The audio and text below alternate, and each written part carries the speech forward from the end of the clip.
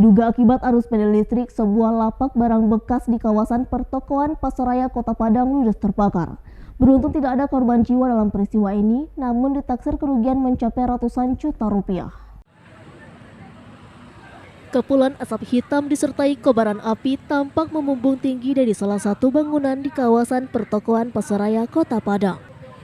Satu unit bangunan lapak barang bekas di kawasan tersebut ludes dilalap jago merah. Sebanyak 4 unit mobil pemadam kebakaran dikerahkan ke lokasi guna memadamkan api. Banyaknya material yang mudah terbakar membuat api dengan cepat menjalar dan meludeskan seluruh bangunan beserta isinya. Setelah 30 menit kemudian, api pun berhasil dipadamkan. Belum diketahui penyebab pasti terjadinya kebakaran. Diduga api berasal dari arus pendek listrik dari dalam bangunan yang tengah ditinggal pemiliknya.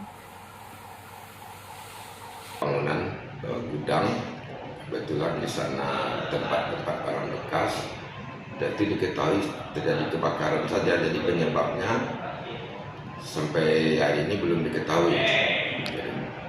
Armada kita kerahkan 4 unit dengan jumlah lebih kurang 40 personil. Alhamdulillah proses pemadaman lancar, lebih kurang setengah jam selesai kita melakukan pemadaman. Beruntung tidak ada korban jiwa dalam peristiwa ini, namun ditaksir kerugian mencapai ratusan juta rupiah. Dari Padang, Sumatera Barat, Budi Sunandar, iNews melaporkan.